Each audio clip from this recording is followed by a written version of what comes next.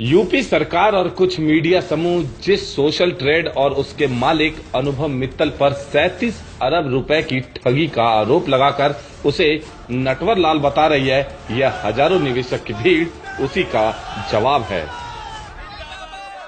Associate के पास अगर office से फोन जाता है इस चीज को वेरीफाई करने के लिए, तो ये चीज सबको पता है, सबको बताया गया है कि आपकी डिस्ट्रीब्यूटरशिप कैंसिल कर दी जाएगी। ये सबको पता है, सबको पता है।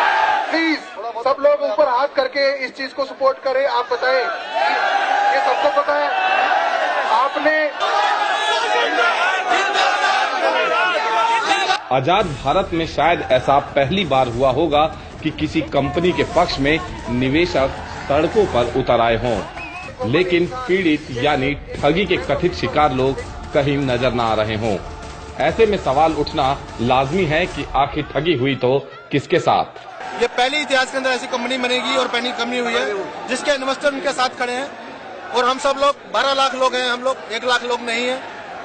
अनुभव मित्तल जी ने कई लोगों को जिंदगी जीने के लिए सपने दिए हैं, उनके सपने पूरे किए हैं। गवर्नमेंट को कब से हमारे पैसे की चिंता होने लगी? कौन से गवर्नमेंट ने आके हमें आज तक नौकरी दी और रोजगार दिया?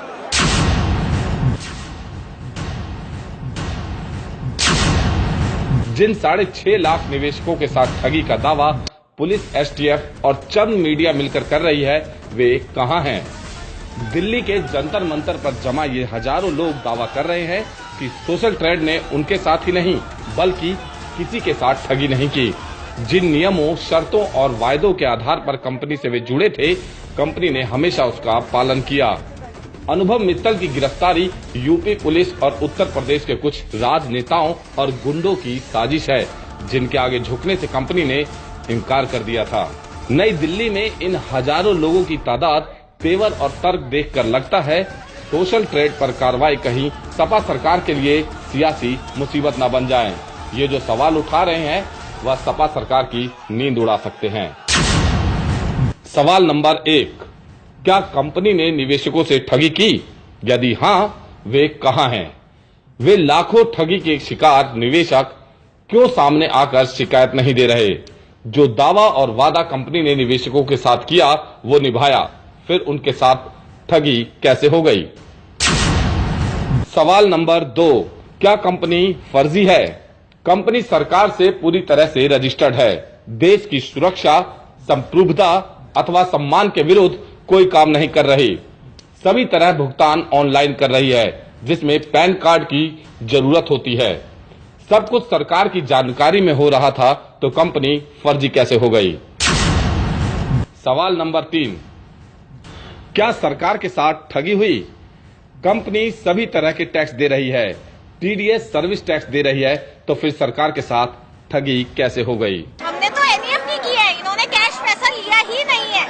अनुभव जी कहीं पर भी दोषी नहीं है, उन्होंने कोई भी गलत काम नहीं। मैं अनुभव मित्तल के समर्थन में आई हूँ, क्योंकि ये एक घोटाला नहीं है। हमें भी 1.25 साल हो गया इसके साथ काम करते हुए। घोटाला उसको कहते हैं जब बंदा पैसे ले ले या सरकार से किसी से पैसे ले ले, उसके बाद भाग जाए। पहली बात तो भागा नहीं था, ऑफिस में था, अपनी जगह पे मौजूद था, इसकी वेबसाइट पे काम चल रहा था, और अगर पैसे नहीं भी आ रहे थे तो वहाँ से अपडेट्स आ रहे थे कि पैसे इस वजह से नहीं आ रहे हैं और इस तारीख को आपके पैसे आ जाएंगे। सोशल ट्रेड पर आरोप है कि वह पेज लाइक कराने के नाम पर ठगी कर रही थी, जबकि सोशल ट्रेड निवेशकों का कहना है कि अधिकतर निवेशक अपनी वेबसाइट, ब्लॉग अथवा अपने प्रोडक्ट को लाइक करवाते थे, ना कि अपने फेसबुक खातों को। मैं दिल्ली से आया हूँ, मेरी सोशल ट्रेड में आईडी लगाई गई है। मैंने कोई आईडी पैसा कमाने के लिए नहीं लगाई है, मेरा अपना एक ऑनलाइन बिजनेस है, उसको प्रमोट करने के लिए मैंने आईडी लगाई गई है। और उन्होंने हमें ये नहीं कहा था हम आपको पैसा देंगे, उन्होंने ये बोला हम आपकी ये सोशल ट्रेड साइट को ऊपर लेकर आएंगे इसके अंदर। और अनुभव मित्तल ने हमसे कोई गलत नहीं किया। लाख परिवारों को अनुभव मित्तल जी ने रोजगार दिया है और 10 लाख परिवारों को परिवार उसके साथ हैं। इन निवेशकों का कहना है कि यदि कंपनी 1 क्लिक के बदले 5 रुपए निवेशक को दे रही थी तो लाखों लोगों को रोजगार दे रही थी, तो सपा सरकार के पेट में दर्द क्यों हुआ? यदि कहीं कुछ गलत लग भी रहा था तो गिरफ्तारी से पहले पूरी जांच होनी चाहिए थी, जो नहीं हुई। यूपी पुलिस ने अपने ही विभाग के एक कर्मचारी को शिकायतकर्ता बनाकर कार्रवाई कर डाली और कंपनी के खिलाफ साजिश रची। डेढ़ साल से कंपनी चल रही थी, तो 1.5 साल से क्यों नहीं आवाज उठाई गई? एकदम इलेक्शन से पहले क्यों एकदम आवाज उठाई गई और एसटीएफ की टीम ने आके 2 दिन में एकदम बंद कर दिया? क्या चाहती है अखिलेश सरकार? एक तरफ सरकार सब कुछ डिजिटल कर देने का ढोल पीट रही है, तो वहीं डिजिटल माध्यम से सेवाओं अथवा उत्पाद का प्रचार करने वाले कारोबार करने वालों को हतोत्साहित कर रही है। इन हजारों निवेशक प्रदर्शनकारियों ने इस मामले में ईमानदारी से जांच करने की मांग करते हुए चेतावनी दी है कि यदि सोशल ट्रेड के साथ न्याय नहीं किया तो वे जेल भरो आंदोलन करेंगे, देश भर में रक्तदान करेंगे। कंपनी से जुड़े कुछ लोगों का आरोप है कि कंपनी से पैसे की मांग की गई थी, लेकिन कंपनी ने यह कहते हुए इनकार कर दिया कि वह कोई गलत काम नहीं कर रहे, तो पैसे क्यों दें। लेकिन यूपी सरकार ने कंपनी को फर्जी बताते हुए न केवल मुकदमा दर्ज किया, बल्कि जांच को पूरी करने से ज्यादा दिलचस्पी कंपनी और उसके अधिकारियों पर कार्रवाई करने में दिखाई। हैरत की बात है कि देश भर में कितनी ही बड़ी बड़ी मल्टी लेवल कंपनियां खुलेआम अवैध काम कर रही हैं, लेकिन उस पर कोई कार्रवाई नहीं हो रही। ऐसे में इन लोगों के आरोप और उन चर्चाओं में भी दम है कि अनुभव मित्तल को केवल पैसे की डिमांड पूरी न करने की ही सजा नहीं मिली, बल्कि बीजेपी के बड़े नेताओं से नजदीकियों की भी सजा मिली है।